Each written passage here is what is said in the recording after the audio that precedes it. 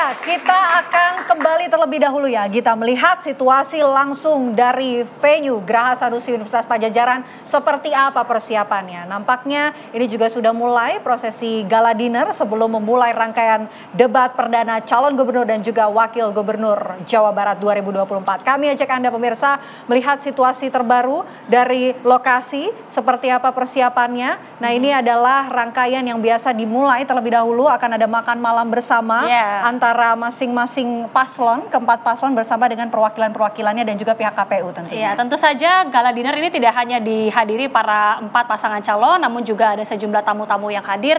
Jika tadi rekan kami Atika Harahap juga sudah menyebutkan ada KPUD ini juga turut hadir. Kita akan kembali pemirsa untuk melihat atau menjawab ya pertanyaan-pertanyaan yang tadi sudah diutarakan oleh para paslon atau jubir paslon. Saya akan kembali sekarang ke panelis langsung ke Pak atau Kang Idil terlebih dahulu. Ini sudah menjawabkah, sudah cukup konkretkah yang dijabarkan oleh para jubir ini?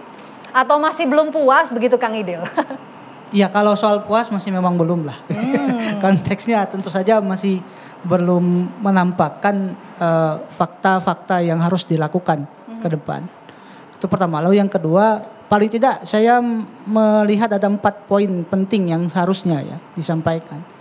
Dan tadi juga sudah disinggung sebetulnya, tetapi masih belum perlu atau pendalaman yang lebih jauh. Pertama soal kepemimpinan, saya sepakat. Konteks itu memang sangat penting.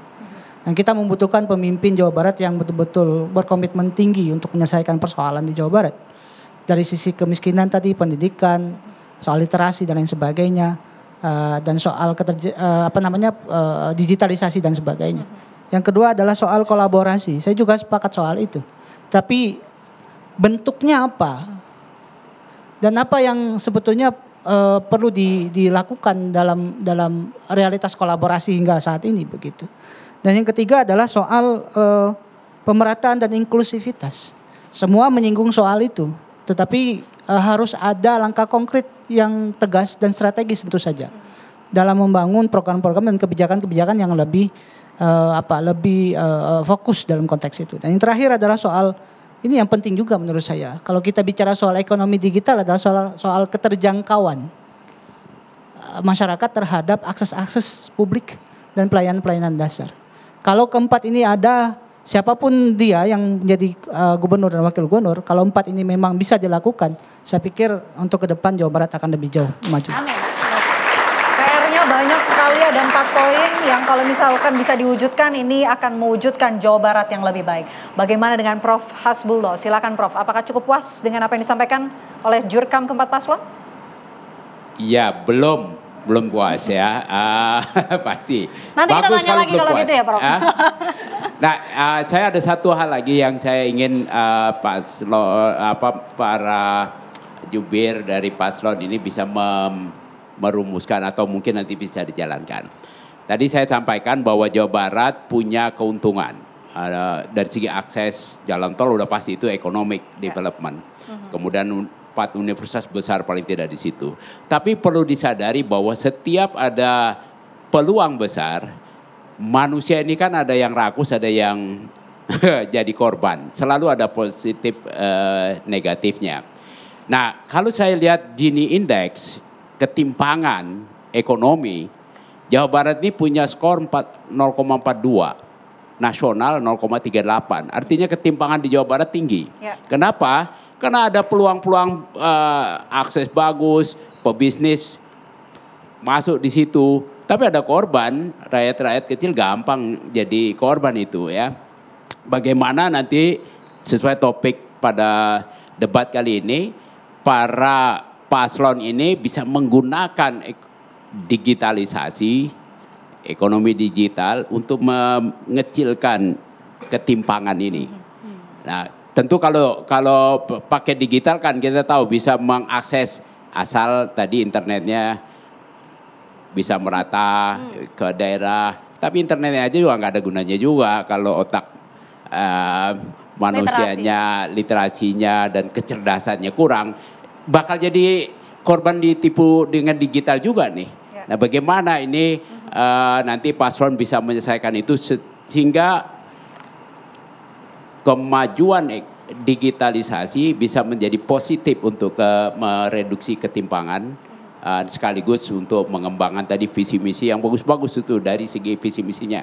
Mudah-mudahan sih tercapai 5 tahun. Banyak kadang-kadang visi misi terlalu hebat nggak tercapai 5 tahun. Nah ya 5 tahun tuh apa yang bisa realistis dicapai.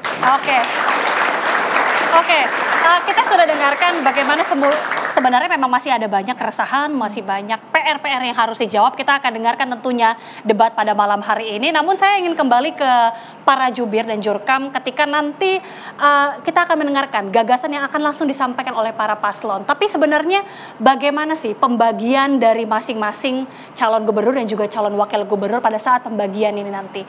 Boleh bisa menjawab masing-masing 1 menit? Mungkin dari Kang Maman terlebih dahulu. Bagaimana kemudian pembagian dari gubernur dan wakil gubernur nanti, silakan Kang.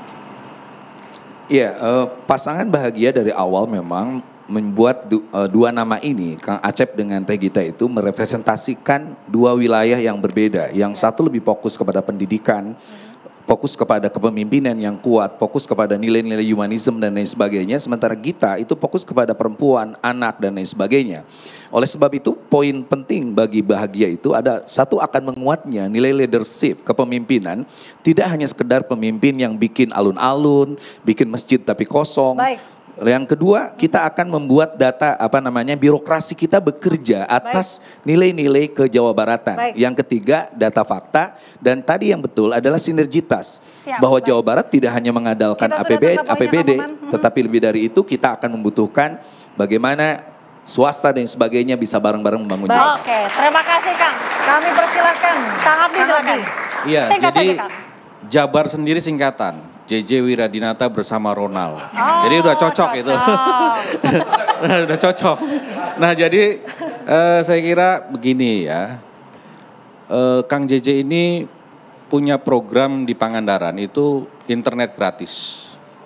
Nah ini kemudian akan dibawa ke Provinsi Jawa Barat. Di Jawa Barat akan ada program internet gratis untuk menjawab persoalan tadi. Persoalan bagaimana supaya ekonomi tumbuh dengan proses digitalisasi, itu yang pertama.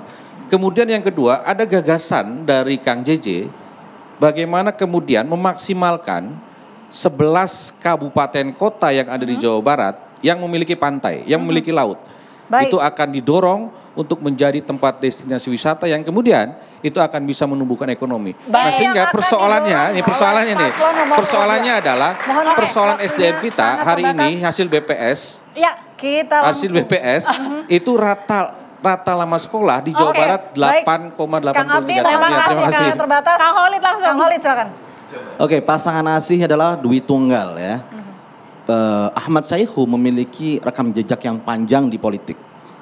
Beliau lama menjadi anggota DPRD, kota, provinsi, kemudian pernah menjadi DPR RI, kemudian presiden partai, memiliki jejak kepemimpinan politik di tingkat nasional.